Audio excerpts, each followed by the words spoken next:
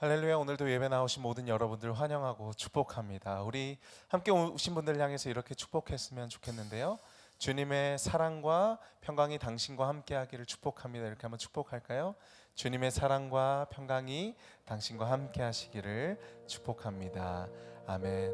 우리가 함께 한 하나님을 한 마음과 한 영으로 예배할 수 있는 이 기쁨과 즐거움, 또 하나님의 크신 은혜가 함께 오늘 예배하고 찬양하는 우리 온산학교의 모든 성도님들 가운데 함께 하기를 축복합니다. 우리 멈출 수 없는 찬양이라는 찬양으로 우리 하나님의 사랑을 함께 찬양하며 나아가겠습니다.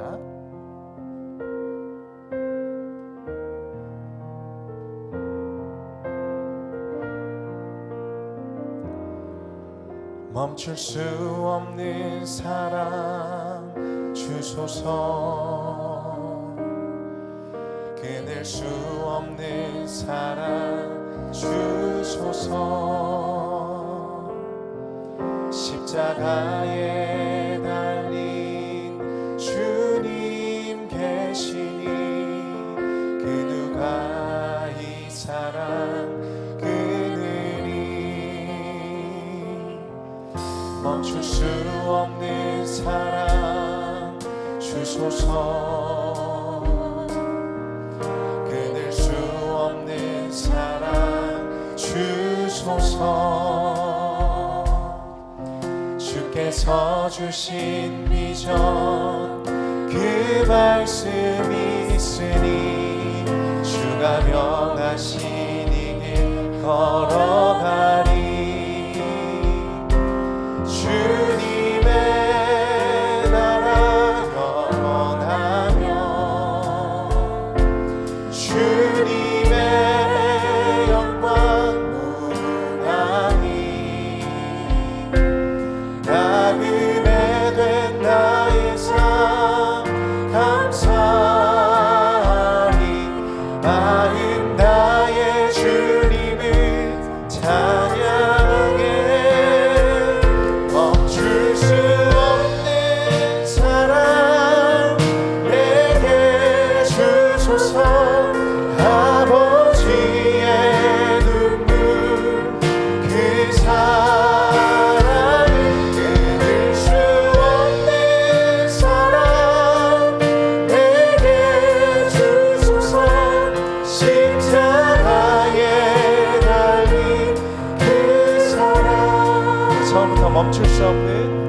멈출 수 없는 사랑 주소서. 끊을 수 없는 사랑, 끊을 수 없는 사랑 주소서.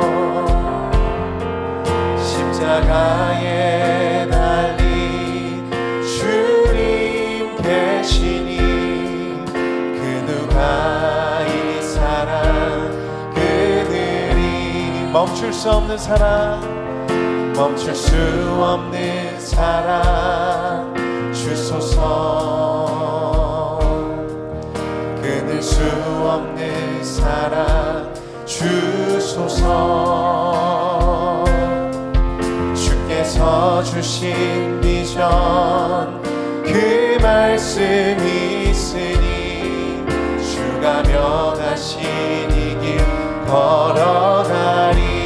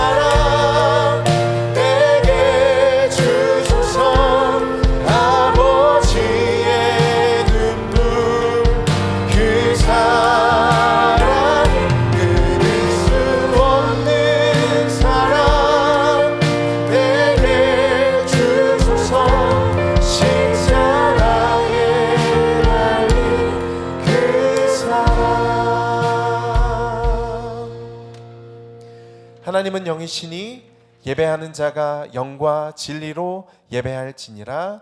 아멘. 오늘도 우리에게 멈출 수 없는 그 사랑을 부어주시는 하나님의 은혜를 함께 찬양하며 나아갑시다.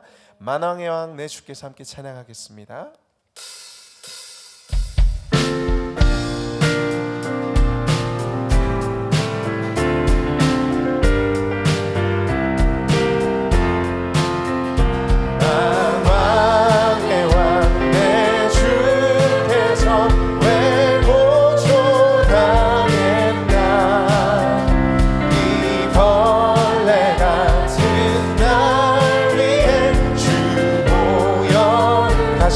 만왕의 왕 만왕의 왕 내 주께서 왜 보존하겠나 이 벌레 같은 날 위해 그 보혈을 흘렸네. 십자가 내가 처음 볼 때에 나의 맘에 큰 고통 사라져 오늘 믿고서 내 눈 밝았네. 참 내 기쁨 영원하구나. 주 십자가 못 박힘이 속죄함 아닌가. 그 긍휼함과 그 은혜 말할 수 없고 십자가 내가 처음 볼 때에 나의 맘에 큰 고통 사라져 오늘 믿고서 내 눈 밝았네. 참네. 우리 한 번 더 십자가 내가 처음 볼 때에 나의 맘에 큰 고통 사라져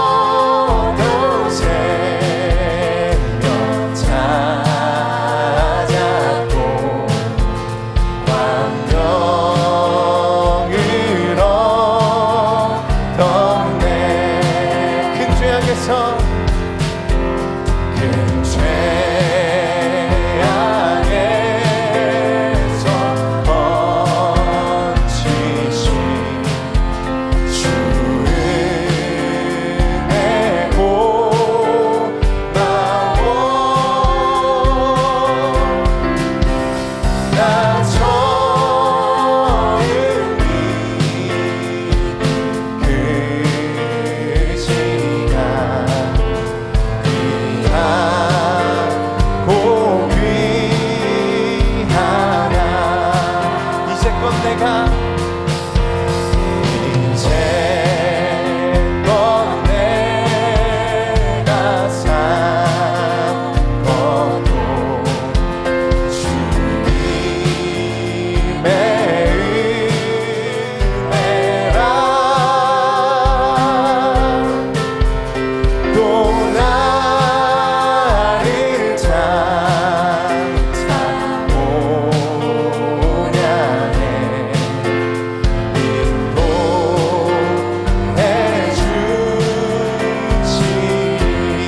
거기서 우리 거기서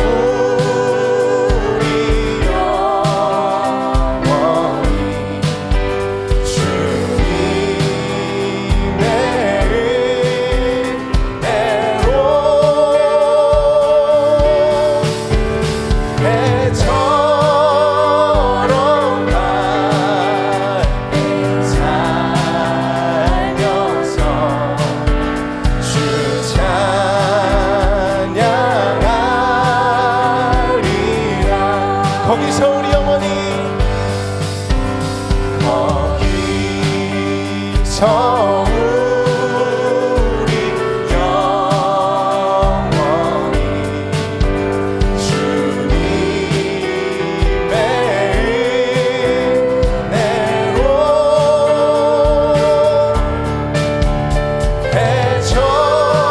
배처럼 맑게 살면서 주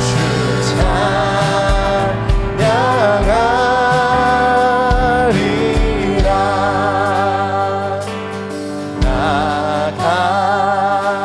같은 죄인 살리신 주 은혜 놀라워.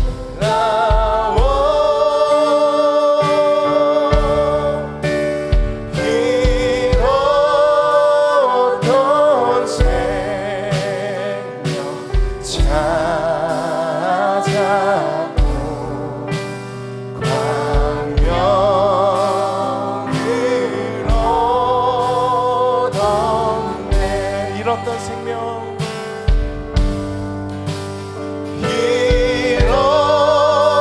잃었던 생명 찾았고 광명을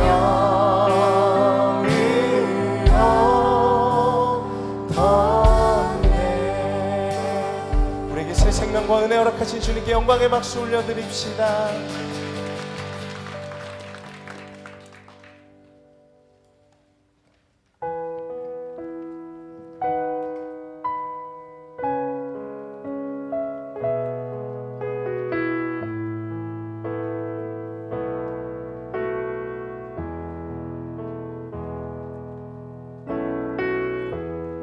은혜 아니면 살아갈 수가 없네.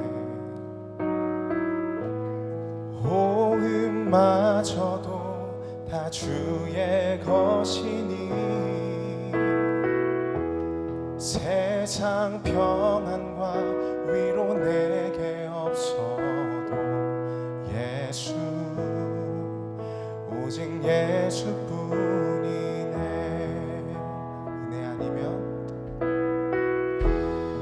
은혜 아니면 살아갈 수가 없네. 호흡마저도 다 주의 것이니 세상 평안과 위로 내게 없어도 예수 오직 예수뿐이네.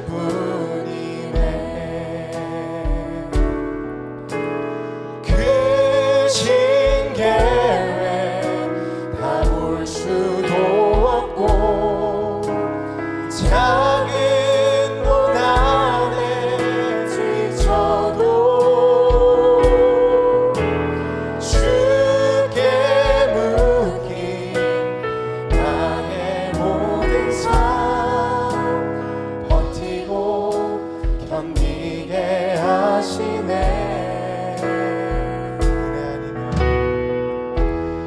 은혜 아니면 살아갈 수가 없네. 나의 모든 삶 다 주께 맡기니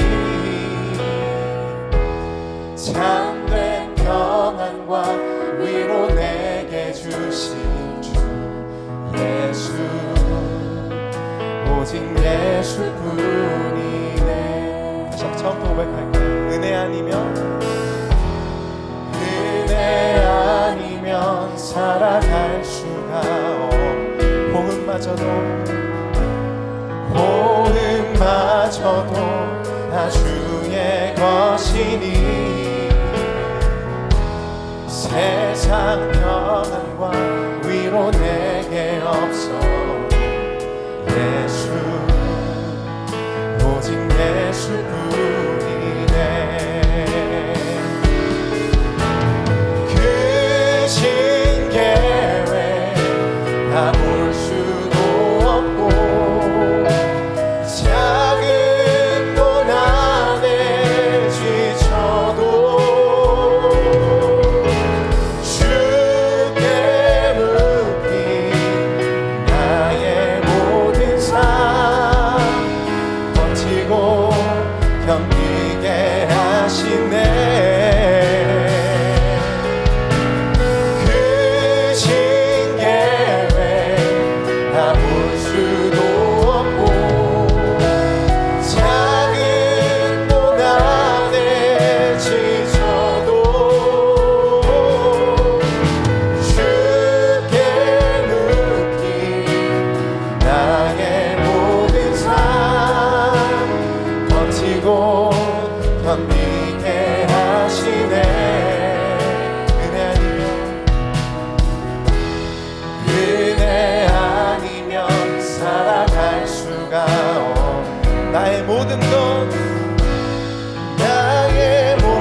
것 다 주께 맡기니 참된 평화와 위로 내게 주신 주 예수 오직 예수뿐이네.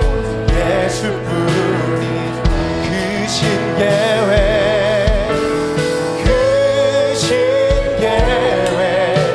다 볼 수도 없고 작은 고난에 지쳐도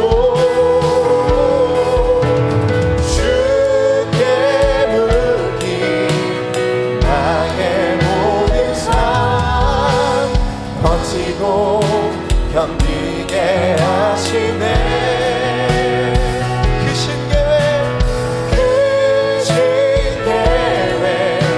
다 볼 수도 없고 작은 고난에 지쳐도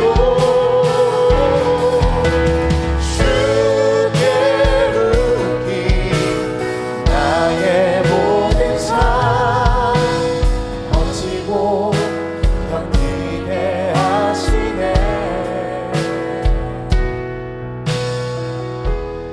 은혜 살아갈 수가 없네.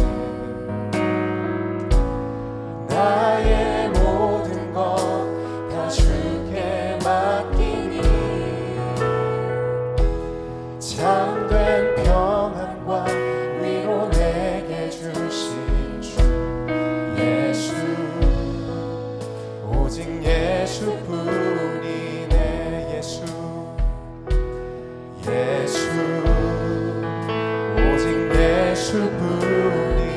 예수뿐이네. 우리 함께 기도하며 나아가겠습니다. 하나님, 오늘도 하나님의 은혜로 예배의 자리에서 하나님을 예배하며 하나님의 말씀을 듣고 또한 그 힘과 능력으로 우리의 삶을 살아가기를 원합니다. 오늘도 우리에게 은혜 부어주시고 하나님의 말씀을 기대하고 소망하는 마음으로 우리를 향하신 하나님의 뜻과 계획을 신뢰하는 마음으로 하나님의 은혜 없이는 내가 살아갈 수 없습니다. 그 은혜가 나를 다시 한번 살게 합니다. 그렇게 고백하며 나아가는 예배의 시간 되게 하여 주시옵소서. 우리 그 마음 가지고 주님 앞에 함께 기도하며 나아가겠습니다. 주님, 하나님 그 신계획을 우리가 볼 수 없습니다. 하나님의 그 뜻과 계획 가운데 하나님 오직 그리스도를 신뢰하고 믿고 의지함으로 하나님 앞에 모든 뜻과 소망 올려드릴 수 있는 시간 되게 하여 주시옵소서. 하나님 우리의 모든 삶이 오직 주님께 묶인 바 되고 주님 앞에 붙들린 바 되어 싸우니 주님 어디에 있든지 무엇을 하든지 하나님을 예배하고 소망하게 하시며 부르신 곳에서 하나님을 예배하며 나아갈 수 있게 하여 주시옵소서. 하나님 오늘도 우리에게 주실 말씀과 주님에게 알려주실 주님의 뜻을 기대하며 나아갑니다. 주님의 은혜 없이 살아갈 수 없사오니 우리에게 새 허락하시고 또한 주님의 말씀의 은혜를 부어주사 그 말씀의 은혜를 붙잡고 우리를 부르신 삶의 자리 버티고 견디며 이겨낼 수 있는 주님의 귀한 종들 되게 하여 주시옵소서.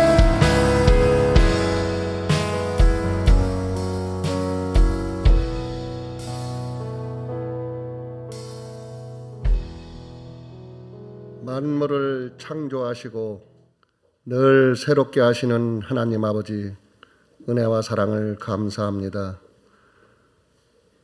2023년 새로운 새해를 열어주시고 둘째 주일에 온 성도들이 주님의 몸된 교회에 나와 창조주 하나님께 찬송과 예배를 드리게 하시니 감사를 드립니다. 이 시간 신령과 진정으로 예배를 드리오니 홀로 그 영광 받아 주시옵소서. 부족하고 허물 많은 저희들을 택하여 자녀 삼아 주시고 지켜주심을 감사드립니다. 사랑이 많으신 하나님 아버지, 2022년 지난 한 해를 되돌아볼 때 주께 더 가까이 나가겠다고 다짐하였지만 여전히 부족했고 하나님 중심의 삶보다는 세상에 편성한 자기 중심의 삶을 살았음을 고백하고 회개하오니 십자가의 보혈로 깨끗하게 씻어 주시고 용서하여 주시옵소서. 올 한 해에는 세상의 근심 걱정이 아니라 오직 하나님의 은혜 속에서 감사가 넘쳐나게 하여 주시옵소서. 주님을 멀리하지 않고 늘 주님과 함께 동행하는 삶을 살아가게 하여 주시옵소서. 온사랑교회와 모든 성도들이 예배가 회복되고 교회가 부흥되고 다음 세대가 부흥되는 교회가 되기를 간절히 바라옵고 원합니다. 살아서 역사하시는 하나님 아버지, 이 지역에 온사랑교회를 세워주시고 목회 철학과 목회 비전을 통하여 부흥시켜 주셨사오니 주님의 복음사역에 크게 사용하여 주시옵소서. 우리가 교회입니다 표어와 같이 예수 그리스도 안에서 온 성도들이 성령으로 하나 되어 하나님 앞에 쓰임받는 성도들 다 되게 하여 주시옵소서. 복음의 확신을 가지고 주님의 몸된 교회가 온전한 공체로 세워지는 거룩한 교회 되게 하여 주시옵소서. 온 성도들이 믿음 위에 바로 서서 한 영혼 한 영혼을 소중히 여기는 온사랑교회 되게 하여 주시옵소서. 거룩하신 하나님 아버지, 이 시간 귀 쓰시는 주님의 종 장원기 담임 목사님을 영육간에 강건하게 붙잡아 주시옵소서. 생명의 말씀을 증거하실 때 우리의 심령이 성령 충만함을 받아 믿음의 확신을 가지고 말씀에 순종하며 하나님 중심의 삶을 살아가게 하여 주시옵소서. 하나님 아버지, 육신의 질병으로 고통과 어려움 속에 있는 성도들을 친히 만나 위로하여 주시고 치유하여 주시옵소서. 감사드리며 거룩하신 예수님의 이름으로 기도드렸습니다. 아멘.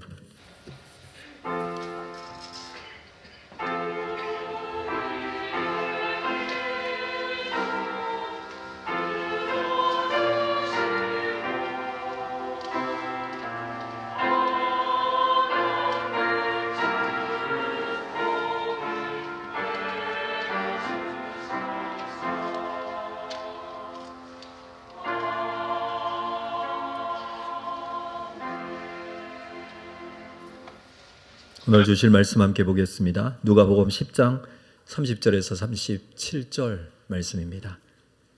누가복음 10장 30절에서 37절 말씀을 한 절씩 교독하겠습니다.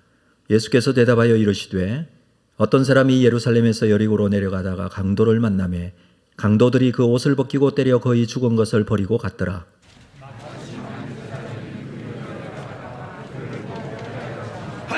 또 이와 같이 한 레위인도 그곳에 이르러 그를 보고 피하여 지나가되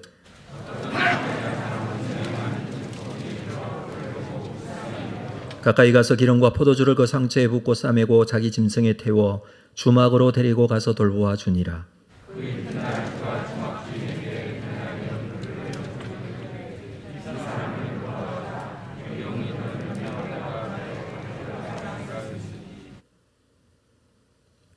내 생각에는 이 세 사람 중에 누가 강도 만난 자의 이웃이 되겠느냐?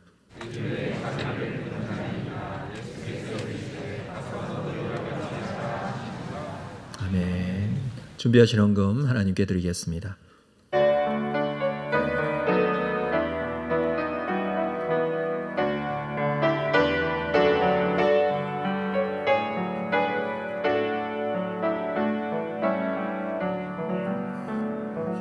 살아계신 아버지 하나님, 은혜를 감사합니다.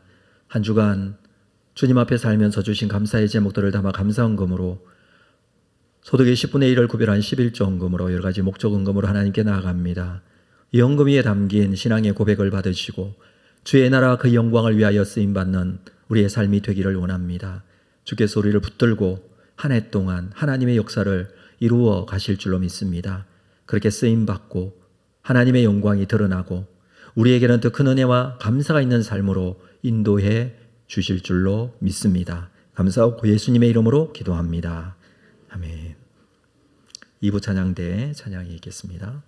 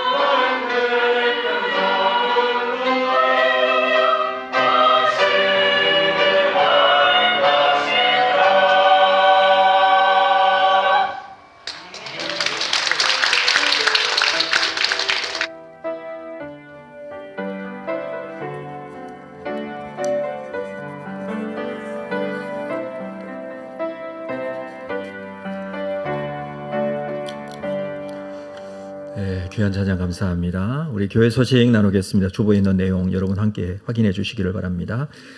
그동안 쉬었던 새가족 성경 공부 오늘 예배 후에 진행을 하겠습니다. 오늘은 3과가 진행이 되겠습니다. 2023년도 새롭게 우리 임명받으신 순장, 부순장들께서는 오늘부터 순장 모임이 진행이 됩니다. 순장, 부순장들께서는 3부 예배 후에 4층 사교육실로 모여주시면 되겠습니다.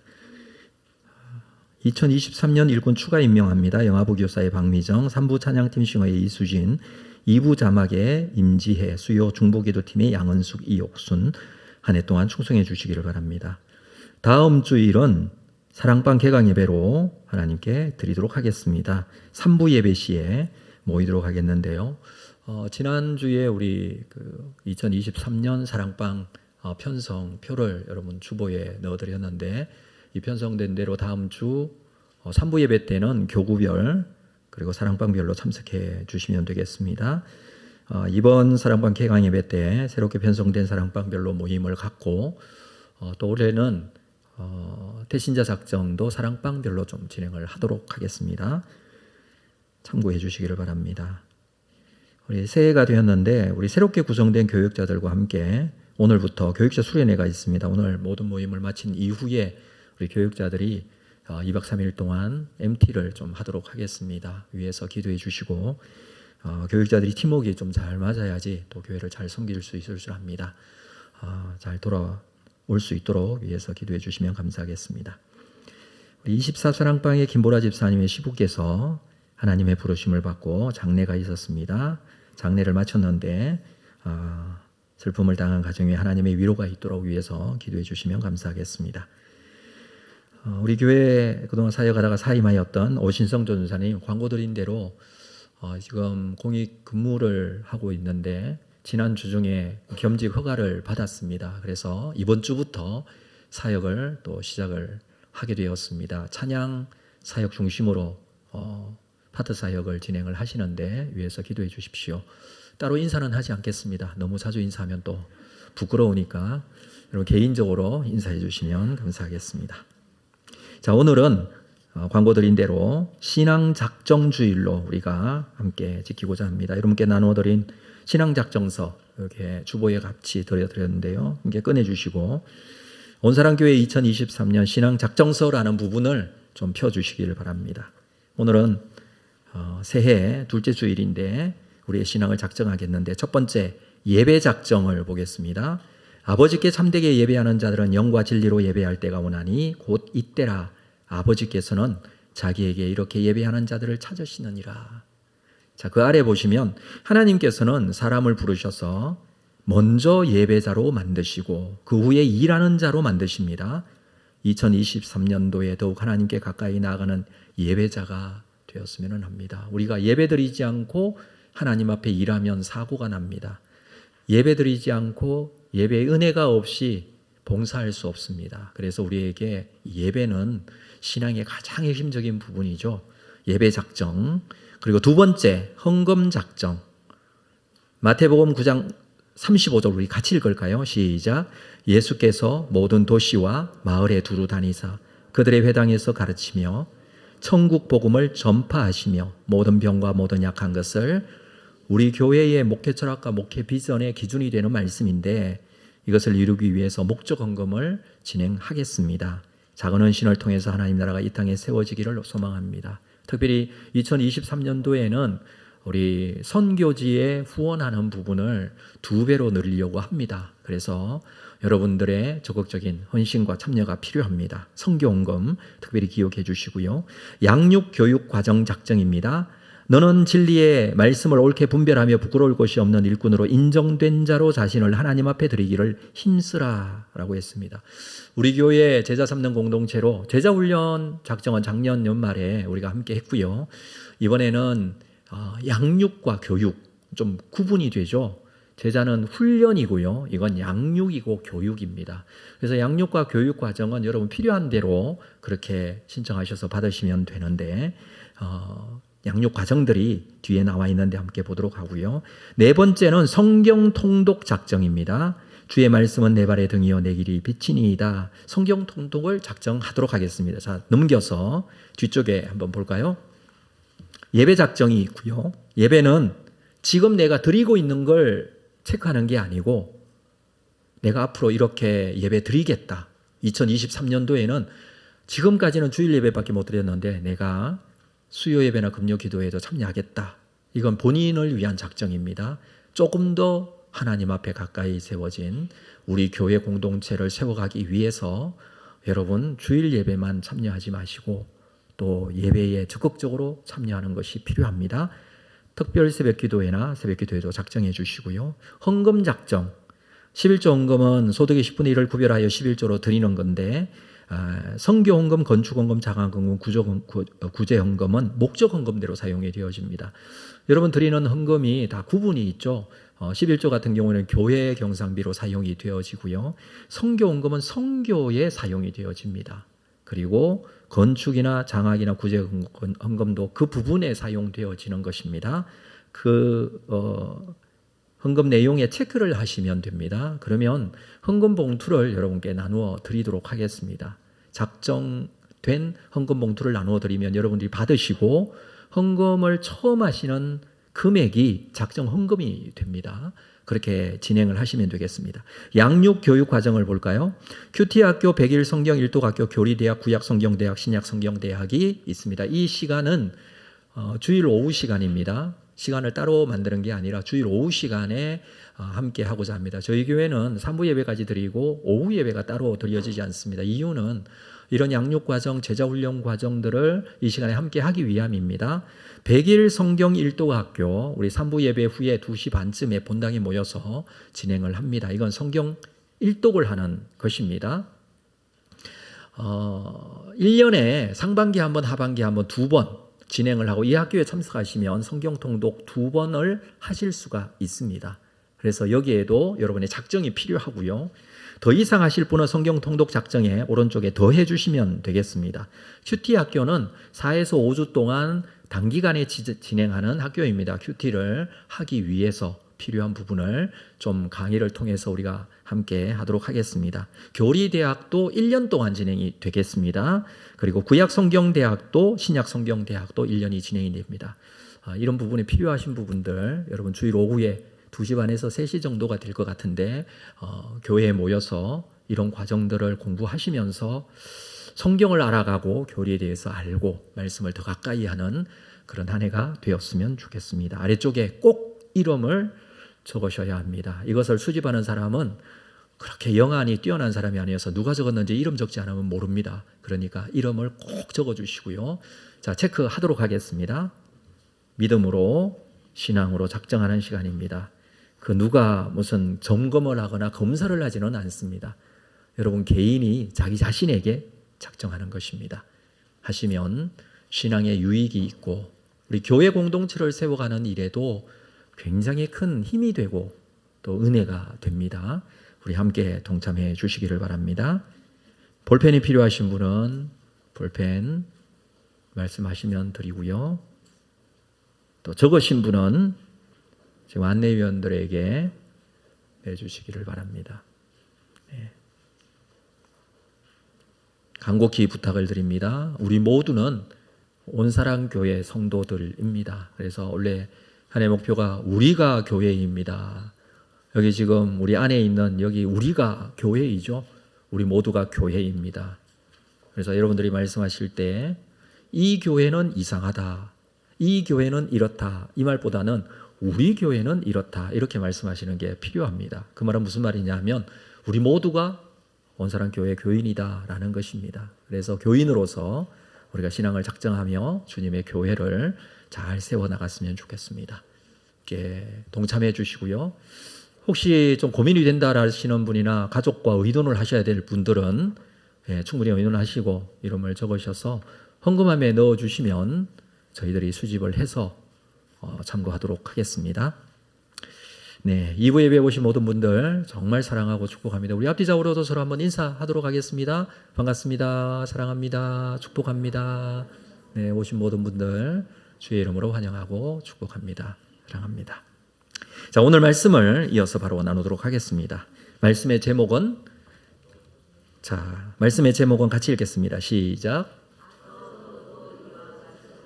네, 가서 너도 이와 같이 하라.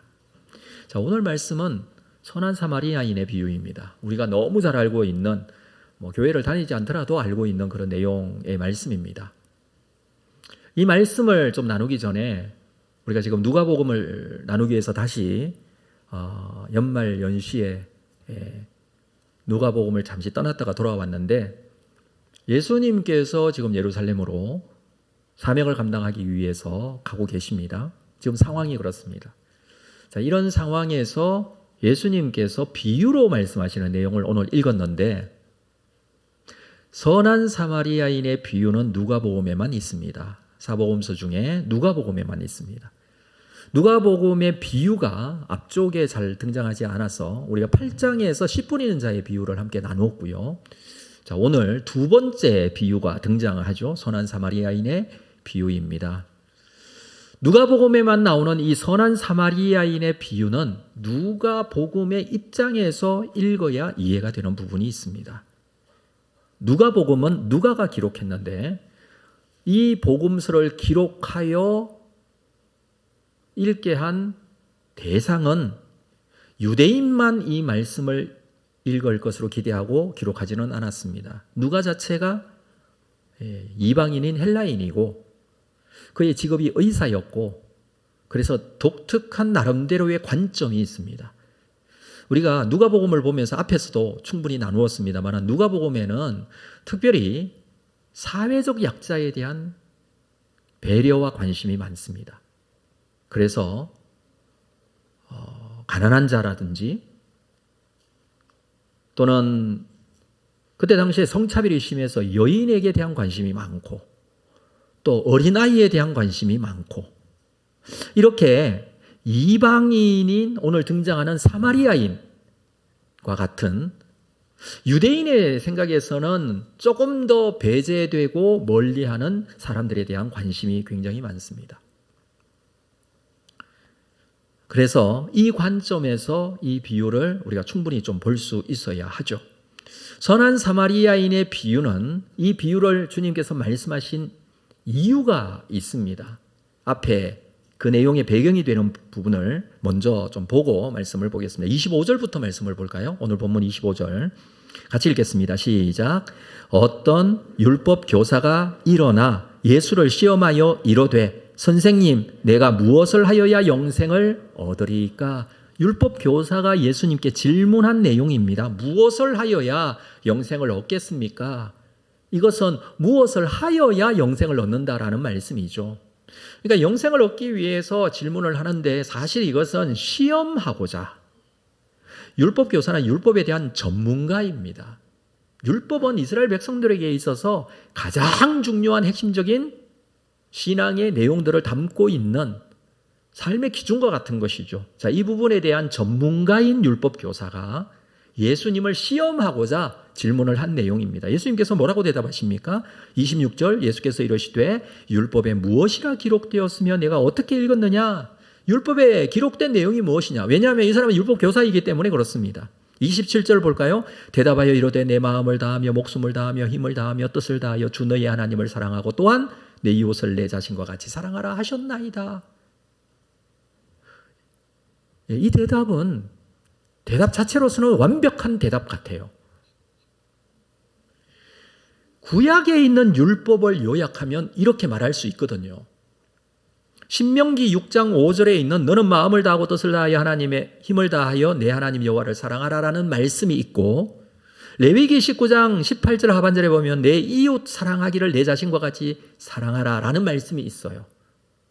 구약의 율법에 이 두 말씀이 그대로 있는데 사실 이 두 말씀은 구약에 있는 전체의 내용을 요약하고 있습니다. 결국 신앙생활이라는 것은 하나님과의 관계, 두 번째 이웃과의 관계, 이 내용입니다. 이것을 요약하면 하나님을 사랑하고 이웃을 사랑하는 것. 예수님께서도 이 말씀을 하셨어요. 마태복음 22장 37절 이후를 볼까요? 예수께서 이르시되 내 마음을 다하고 목숨을 다하고 뜻을 다하여 주 너의 하나님을 사랑하라 하셨으니 이것이 크고 첫째되는 계명이요 둘째도 그와 같으니 내 이웃을 내 자신과 같이 사랑하라 하셨으니 이 두 계명이 온 율법과 선지자의 강령이니라. 예수님께서 말씀하신 그대로 율법사가 이 율법의 교사가 대답을 그렇게 했다는 것입니다. 하나님을 사랑하고 또한 내 이웃을 내 자신과 같이 사랑하라. 이것이 율법의 내용입니다. 대답을 잘했어요. 알고 있는 것 잘 알고 있습니다. 그런데 예수님의 대답은 이렇습니다. 28절 예수께서 이르시되 내 대답이 옳도다. 이를 행하라. 그리하면 살리라. 이 산다는 것은 영생을 말합니다. 어떻게 하여야 영생을 얻을 수 있습니까? 네가 말한 대로 행하라. 그러면 살리라. 여러분, 말씀이 우리에게 주어질 때 그 말씀을 아는 것 필요합니다만은 더 중요한 것은 무엇입니까? 이를 행하라. 말씀을 듣는 것에서 아는 것에서 그치지 말고 이를 행하라고 합니다. 그러면 살리라. 그런데 여러분, 이를 행하라고 하셨는데 의도는 너는 이것을 행할 수 있으니까 행하라는 의미일까요? 여러분, 우리가 이 말씀대로 행할 수 있을까요? 물론 우리는 하나님을 사랑합니다. 그리고 말씀대로 이웃을 사랑합니다. 그런데 온전히 하나님을 사랑하십니까? 온전히 이웃을 사랑하십니까? 어느 정도 사랑해야지 정말 사랑한다고 할 수 있을까요? 어느 정도일까요? 로마서에서 바울은 이 문제에 대해서 이렇게 말해주고 있습니다. 로마서 3장 19절 말씀. 우리가 알거니와 무릇 율법이 말하는 바는 율법 아래에 있는 자들에게 말하는 것이니 이는 모든 입을 막고 온 세상으로 하나님의 심판 아래에 있게 하려 함이라. 율법이 말하고자 하는 것은 온 입을 막고 하나님의 심판 아래에 있게 하는 것. 좀 말이 와닿지를 않아요. 모든 사람들의 입을 막는다고 했어요. 이 말은 무슨 말이냐면 할 말이 없게 만든다는 거예요. 하나님 앞에 율법을 지켜야 하고 모든 사람들은 율법 아래에 있는데 그 율법을 잘 지켜 행해야 하지만 행하려고 하면 하나님 앞에 할 말이 없을 정도로 하나님의 심판만이. 그래서 이 부분에 대한 해석을 20절에 이렇게 해주고 있습니다. 그러므로 율법의 행위로 그의 앞에 의롭다 하심을 얻을 육체가 있다 없다? 없다. 율법을 잘 행해서 나는 의롭게 되었다라고 말할 육체는 없다라고 합니다. 율법을 온전하게 지킬 수 있는 사람은 없다라는 거예요. 그래서 율법으로는 죄를 깨닫느니라. 죄를 깨닫고 하나님 앞에 할 말이 없어요. 그래서 그 모든 입을 막게 된다. 그래서 율법은 죄성이 가득한 인간이 지킬 수 없는 것입니다. 사도 바울이 의인은 없나니 하나도 없다. 모든 사람의 입을 막고 온 세상으로 하나님의 심판 아래에 있게 하려 함이라. 이렇게 말한 이유가 바로 그것 때문입니다. 그래서 내가 죄인인 것을 율법을 통해서 우리는 알게 된다. 율법 앞에 서 보면 내가 정말 하나님 앞에 이 삶의 기준이고 생활의 기준이고 생각과 판단의 기준인 말씀을 내 앞에 갖다 대니 나는 죄인이구나 라는 것을 깨달을 수 있다는 것입니다. 자, 이 대답을 듣고 가서 이와 같이 행하라고 하신 것은 행할 수 없는 것인데 이것을 깨달아야 하지만 율법 교사가 예수님께 다시 질문을 합니다. 29절 볼까요? 그 사람이 자기를 옳게 보이려고 예수께 여짜오되 그러면 내 이웃이 누굽니까? 이웃을 사랑하라고 했는데 이것을 행하라고 하니까 이웃이 누굽니까? 라고 질문을 한 것이죠. 근데 그 앞에 뭐라고 얘기하고 있냐면 그 사람이 자기를 옳게 보이려고, 예수 앞에 자기를 옳게 보이려고 합니다. 사실 이 사람은 자기 의의에 사로잡혀 있는 사람이에요. 율법 교사이고 율법을 잘 알고 있다고 생각하고 율법을 잘 지킨다고 생각하는 사람일 겁니다. 그래서 이웃이 누굽니까? 예수님께서 이웃에 대해서 말하면 이렇게 대답할 수 있겠죠. 그 이웃 내가 사랑했습니다. 왜냐하면 옳게 보이려고 라는 것은 자기의 모습에 자기의 의의를 드러내고 말하기 위해서입니다. 그런데 여러분 한 번만 더 생각을 해보십시오. 우리가 예수님 앞에 옳게 보일 이유가 있습니까? 물론 사람들 앞에서는 옳게 보이려고 애쓰는 부분이 있을 수 있어요. 나는 적어도 이런 사람은 아니다라는 것을 가리기 위해서 가림막을 쳐놓는 경우가 우리 인간 사회에서는 거의 대부분이죠. 자기의 연약함과 아픔과 부족함과 이런 것들을 그대로 드러내지는 않지 않습니까?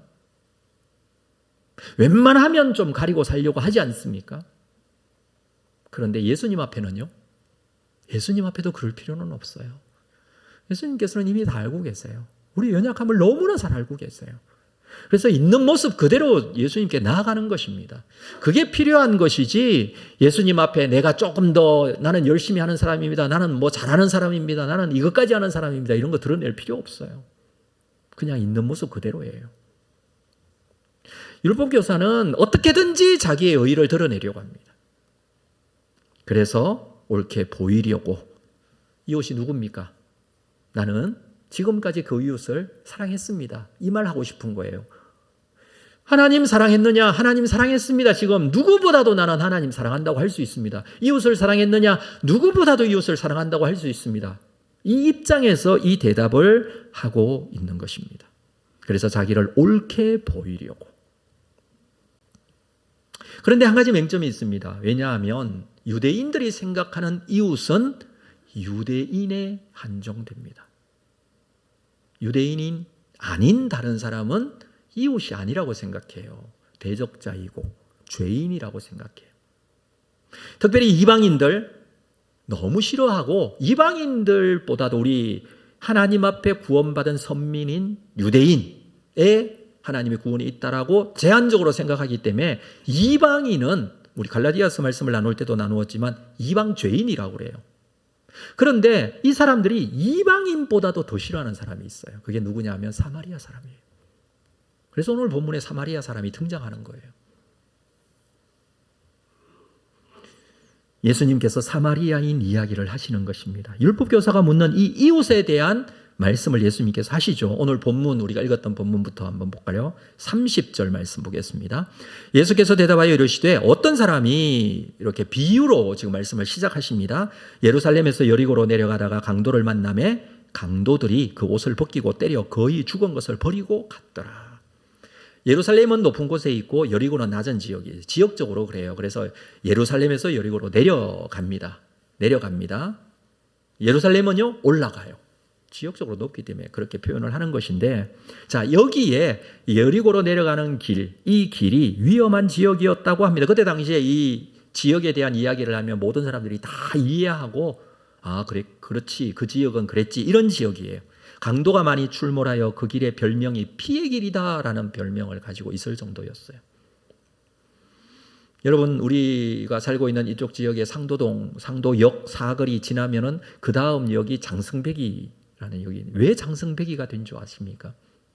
그쪽 지역은 조선시대에 지역이 숲이 울창하고 도적대가 많이 출몰하는 지역이었다고 합니다. 정조가 아버지 사도세자의 묘소로 가는 길에 이 길이 너무 위험하고 험난해 보여서 이 길에 장승을 2개를 세우도록 한 데서 지명이 유래가 됐어요. 그러니까 이쪽 지역도 그랬다는 거예요, 옛날에는. 지금은 그럴 리가 없겠지만. 지금 예루살렘에서 여리고로 내려가는 길도 그때 당시에 위험한 지역이었다, 강도들이 출몰하는 지역이었다라는 것입니다. 우연하게 그냥 이 이야기를 하는 것이 아니라 그때 당시의 상황에서 이 비유를 말씀하실 때에 너무나 쉽게 받아들이고 이해할 수 있는 그런 내용이에요. 그래서 여리고로 내려가다가 어떤 사람이 강도를 만났다. 그럴 수 있지. 거기에는 그런 길이지. 그리고 강도를 만났는데 모든 것을 다 빼앗기고 맞아서 거의 죽은 것을 버리고 갔다고 그랬어요. 자, 이 본문을 보면 거의 죽은 것을 버리고 갔다. 죽었다는 말입니까? 안 죽었다는 말입니까? 그러면 살았다는 말입니까? 거의 죽었다고 했어요. 그건 움직이지도 않는 거예요. 언뜻 보기에는 죽은 것과 같아요. 근데 숨은 붙어 있어요. 이제 그 상황이에요. 31절 볼게요. 여기를 지나가는 사람이 있습니다. 마침 한 제사장이 그 길로 내려가다가 그를 보고 피하여 지나가고. 32절. 또 이와 같이 한 레위인도 그곳에 이르러 그를 보고 피하여 지나가고. 제사장도 레위인도 피하여 지나갔어요. 왜 그럴까요? 앞에 있는 거의 죽은 것을 버리고 갔더라 했는 이 사람은 거의 죽은 거예요. 이 사람이 죽은지 안 죽은지 몰라요. 근데 볼 때는 죽었어요. 그렇죠? 죽었어요. 근데 죽은 시체를 만지면 제사장도 레위인도 성전에서 사역하는 사람인데 사역을 할 수가 없어요. 부정하게 되어서. 이게 율법이에요. 이 사람들은 율법을 지키려고 애를 쓰는 사람들이에요. 그러면 시체를 만지면 일주일 동안 부정하게 돼요. 그러면 성전에서 제사도 또 레위인도 성전에 가서 사역도 해야 되는데 우리가 잘 이해하잖아요. 요즘 코로나 걸리면 일주일 동안 격리해야 되잖아요. 아무것도 못해요. 그런 의미로 이 사람들은 정말 온전하게 성전에서 사역을 잘 섬기기 위해서 또 율법을 잘 지키기 위해서 피하여 지나가는 거예요. 가까이 가지도 않는 거예요. 그런데 그 다음에 등장하는 세 번째 사람이 있습니다. 자, 이 사람은 사마리아 사람입니다. 율법 교사의 입장에서는 보통 유대인의 입장에서 이 비유를 자기들이 얘기한다면 이 비유를 이렇게 말합니다. 첫 번째는 뭐 제사장이 지나가고 두 번째는 레위인이 지나가고 그 사람들은 피하여 지나갔고 그럴 수 있어요. 그러면 세 번째 사람은 누가 등장해야 되느냐 하면 유대인이 등장해야 돼요. 지역이 예루살렘에서 여리고로 내려가는 길이고 거기에는 당연히 유대인들이 다니는 길이고 제사장 레위인이 나왔다면 세 번째쯤에는 유대 지파 중 한 사람이 지나가다가 뭐 이렇게 하든지 아니면 베들레헴 사람 출신 사람이 지나가든 이렇게 얘기를 해야 되는데 예수님의 비유에는 완전히 예상을 뛰어넘는 사마리아 사람이 지나가다가 이건 완전한 반전이에요. 어떻게 사마리아 사람이 갑자기 등장하지? 라고 할 정도로 예상치 못한 사람입니다. 사마리아 사람 말씀드렸다시피 이방인보다도 더 싫어하는 사람들이에요.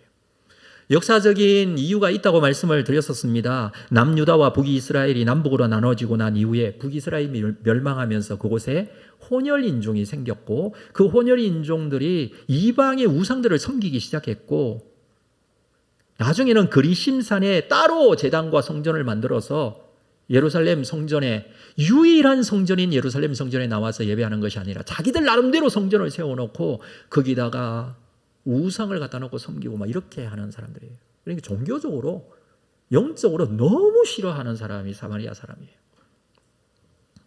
그런데 이 비유에 사마리아 사람이 등장합니다. 33절을 볼까요? 어떤 사마리아 사람은 여행 중에 거기 이르러 그를 불쌍히 여겨 34절 가까이 가서 기름과 포도주를 그 상처에 붓고 싸매고 자기 짐승에 태워 주막으로 데리고 가서 돌보아 주니라. 자, 세 번째 사람 사마리아 사람이 한 행동을 이렇게 말씀하십니다. 그리고 이렇게 질문을 하십니다. 36절. 네 생각에는 이 세 사람 중에 누가 강도 만난 자의 이웃이 되겠느냐? 율법교사는 내가 사랑해야 할 내 이웃이 누구냐고 질문했습니다.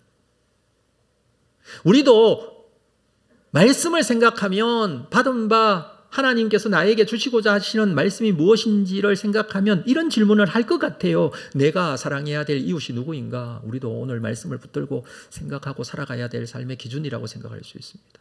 내가 사랑할 이웃은 누구인가? 그런데 예수님은 이렇게 말씀하십니다. 누가 강도 만난 자의 이웃이 되겠느냐? 기준이 달라요. 자기 기준으로 볼 때에는 사마리아 사람은 이웃이 될 수 없어요. 말씀드렸다시피 유대인은 유대인만 이웃이에요. 우리도 우리가 생각할 때는 내가 정해놓은 이웃의 카테고리가 있을 거예요. 그래서 이 사람 그래 우리가 사랑하고 정말 이웃을 내 몸처럼 돌봐야지. 그런데 이 사람은 그 사람은 이웃 아닌 것 같은 사람이 있잖아요. 생각하지도 않은 사람이 있잖아요.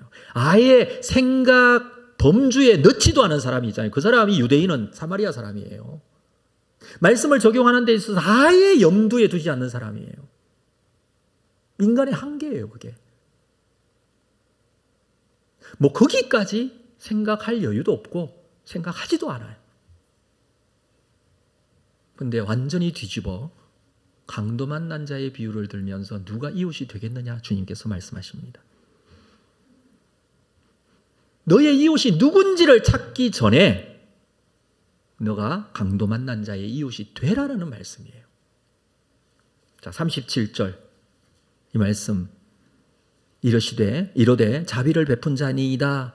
율법교사는 누가 이웃인가에 예수님의 질문에 사마리아인입니다 라고 대답하기 싫어서 사마리아인 입에도 올리기 싫어서 자비를 베푼 자라고 대답을 합니다. 예수님께서 이야기의 결론을 이렇게 내리시죠. 너도 이와 같이 하라.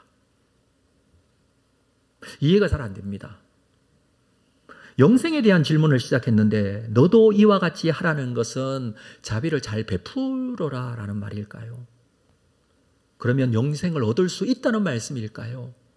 여러분, 우리가 이런 행동들을 열심히 하고 이웃을 잘 사랑하면 영생을 얻을 수 있다는 것은 행위적인 것을 말하는 것이 아닐까요? 행위로 구원받는 것을 말하는 것이 아닐까요? 이런 의문이 생깁니다. 사실 이 말씀의 핵심은 그런 내용이 아니에요. 자, 우리가 이 비유에 처음으로 돌아가서 강도 만난 사람이 핵심이에요. 강도 만난 사람. 우리는 지나가는 사람들을 자꾸 생각해요. 자, 강도 만난 사람. 이 사람이 누구일까요? 우리는 적어도 나는 강도 만난 사람이 아니라고 생각을 하는 거예요. 그래서 제사장인가? 나는 레위인인가? 나는 사마리아인인가? 이렇게 생각하지만 강도 만난 사람이 누구일까? 예수님의 비유에서 이게 핵심이에요. 누가 강도 만난 사람입니까? 예수님께서 지금 말씀하시고자 하시는 것은 이 질문을 하고 있는 율법 교사, 너가 강도 만난 사람이라는 뜻이에요. 너가 강도 만난 사람이다. 그 말은 우리에게 주실 때에는 이 말씀은 내가 강도 만난 사람이라는 뜻이에요. 무슨 뜻입니까? 죄의 강도를 만나 이제 죽게 된 모습을 가진 인간의 실존을 그대로 드러내는 사람입니다. 우리는 강도 만난 자와 같이 죄로 인하여 죽게 되어 길바닥에 쓰러진 자와 같은 자라는 것입니다. 자기의 능력으로는 도저히 일어날 수 없습니다. 죽은 자와 같이 되었습니다. 그런 자에게 제사장도 레위인도 살릴 수 없다는 것을 보여주는 거예요. 그런데 사마리아 사람이 지나가다가 보고 불쌍히 여겨 살려줍니다. 그러면 사마리아 사람은 누구일까요? 이 사마리아 사람은 그때 당시 유대인들에게 이방인보다도 더 죄인으로 취급받고 원수 취급을 받고 멸시와 조롱을 받던 사마리아인과 같은 취급을 받던 예수님을 상징적으로 보여주는 부분이에요.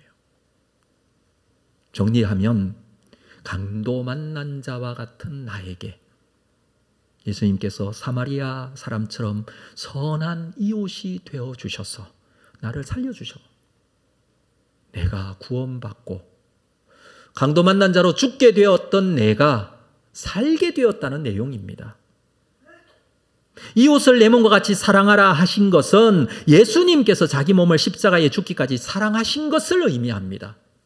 여러분, 구약에 있는 성경 말씀은 신약에 어떻게 성취되어집니까? 하나님을 사랑하라 그랬어요. 몸과 마음과 정성과 목숨과 생명을 다해 하나님을 사랑하라 그랬습니까? 그랬습니다. 우리가 생명을 다해서 하나님을 사랑할 수 있습니까? 사랑할 수 없어요. 그런데 예수님은 사랑하셨어요. 그렇죠. 내 이웃을 내 몸과 같이 사랑하라. 하나님께서 말씀하셨는데 그거 이웃을 내 몸과 같이 사랑할 수 있습니까? 우리? 사랑할 수 없어요. 누가 이 말씀을 이루셨어요? 예수님께서 이루신 거예요. 생명을 주시기까지 이웃인 우리를 사랑하여 주셔서 십자가에 죽으셨어요. 그래서 구약에 대한 말씀의 성취는 예수님이에요. 예수님에 의해서 이 말씀이 완성되는 거예요. 마찬가지로 여기에서 강도 만난 자는 우리를 말하는 것입니다. 너도 이와 같이 하라는 말씀은 이렇게 생명을 가지고 영생을 가지게 된 너희도 이 구원의 감격과 기쁨을 가지고 너희도 이와 같이 하라. 예수님의 삶을 따르라. 이 말씀이죠. 다시 말해서 구원받은 자로서 예수 그리스도에게 생명을 내어주기까지 사랑하여 주셔서 나를 살려주신 그 사랑을 받은 자로서 이 사랑을 하고 살라. 이 말씀을 주시는 것입니다. 우리는 강도 만난 자와 같다는 것이 강도 만난 자와 같은 자가 되었다라고 말씀드렸어요. 우리는 그럼에도 불구하고 선한 이웃 되신 예수 그리스도께서 우리를 살려주셨어요. 자, 강도 만난 자가 예수에 의해서 살게 된 우리가 또는 이야기에 등장하는 이 강도 만난 자가 그 길을 또 가게 되었어요. 예루살렘에서 여리고로 내려가는 길을 또 갈 수 있겠죠. 또 가게 되었는데 그때 강도 만나 거반 죽게 된 사람을 만났어요. 어떻게 해야 돼요?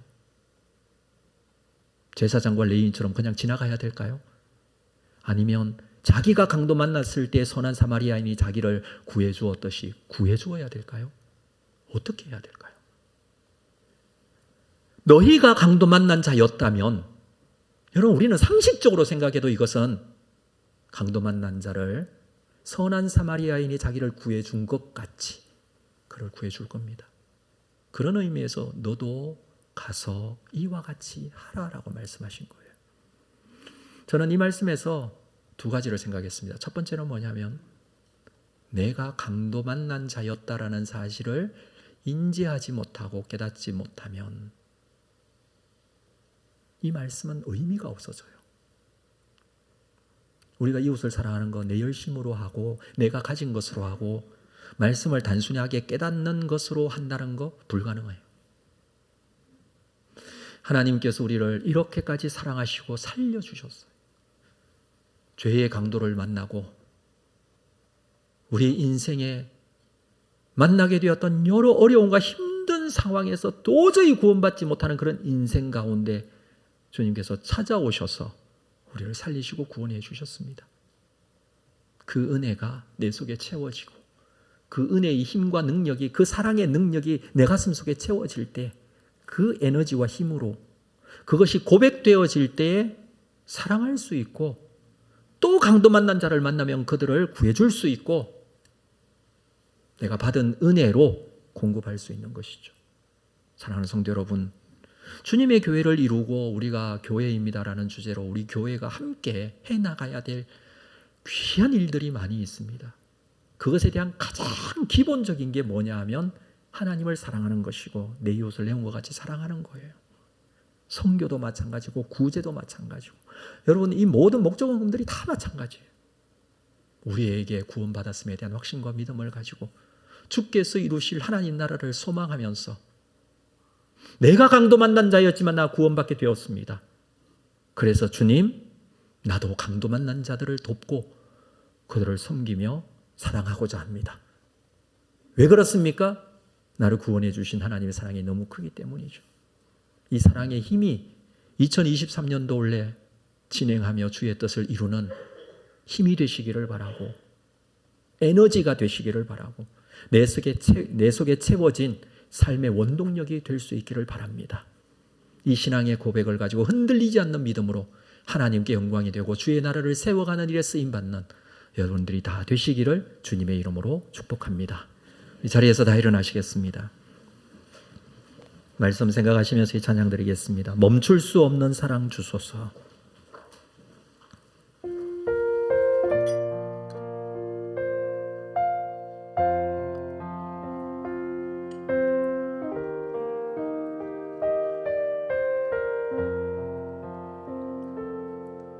멈출 수 없는 사랑 주소서. 끊을 수 없는 사랑 주소서. 십자가에 달린 주님 계시니 그 누가 이 사랑 그늘이 멈출 수 없는 사랑 주소서. 끊을 수 없는 사랑 주소서. 주께서 주신 비전 그 말씀이 있으니 주가 명하신 이 길 걸어가리. 주님의 나라 영원하며 주님의 영광 무궁하니 나그네 된 나의 삶 감사하리. 마음 다해 주님을 찬양해. 멈출 수 없는 사랑 내게 주소서.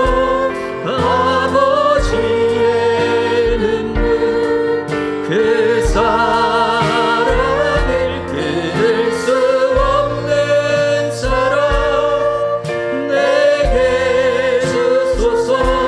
십자가에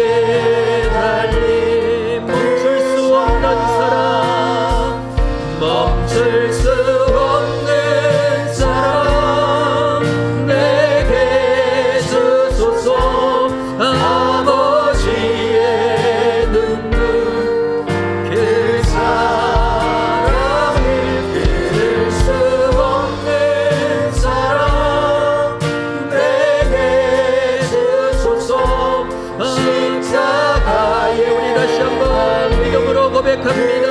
멈출 수 없는 사랑, 멈출 수 없는 사랑, 내게 주소서. 아버지의 눈물, 그 사랑을 잊을 수 없는 사랑, 내게 주소서. 십자가에 달린 그 사랑. 이 말씀 생각하면서 함께 기도로 나아가겠습니다. 내 힘과 능력으로 사랑하고자 하지만 우리의 힘과 능력으로는 사랑할 수 없습니다. 그 사랑의 힘을 주셔야 합니다. 그것은 다른 것이 아니라 내가 강도 만난 자였고 하나님의 은혜로 구원받았음을, 우리가 이렇게 살게 되었음을 너무 감사하고 너무 즐겁고 기쁘게 이 신앙의 고백을 가질 때에 우리도 또한 받은 바 사랑으로 사랑할 수 있는 것입니다. 그 사랑을 실천하는 모습, 가서 너도 이와 같이 하라 라고 말씀하신 주님의 음성, 나에게 주시는 말씀인 줄 알고 나도 이와 같이 강도 만난 자들을 바라보며 그들을 돕고 사랑하고 섬길 줄 아는 자가 되게 하여 주시옵소서. 오늘 말씀을 생각하며 실천하는 자로 한 해 동안 이웃을 사랑하는 귀한 믿음의 사람이 되기를 원합니다 라는 작정으로 함께 기도로 하나님 앞에 나아가도록 하겠습니다. 같이 기도하겠습니다. 거룩하신 아버지 하나님, 주신 이 말씀을 붙들고 주님 앞에 나아갑니다. 주신 말씀을 붙들고 나에게 주신 사랑의 능력, 그 사랑의 능력이 내 속에 있음을 고백합니다. 나도 사랑하기를 원합니다. 가서 너도 이와 같이 하라는 말씀으로 가서 사랑하고 섬길 줄 아는 자가 되기를 원합니다. 주님의 교회 공동체 이루어 가기를 원합니다. 주님께서 우리에게 맡겨주신 귀한 직분도 귀한 사명도 이와 같은 일을 감당하기 위한 것임을 믿습니다. 주님, 이 은혜로 주님 앞에 건강해서 감사가 되기를 원하고 이 은혜로 주님 앞에 오늘은 다시 한번 세워나갈 수 있는 그런 은혜가 되도록 하나님의 은혜를 구하시고 인도하여 주시기를 원합니다. 주의 사랑과 주님의 영광이 온전히 다시 한번 세워지고 그 뜻인 뜻대로 주님 앞에 나아가 섬길 줄 아는 사람 되게 해주시기를 원합니다. 사랑머리 많으신 아버지 하나님, 그 은혜인과 능력으로 섬기며 세워나갈 줄 아는 은혜가 되도록 하나님 은혜를 구하시고 인도하여 주시기를 원합니다.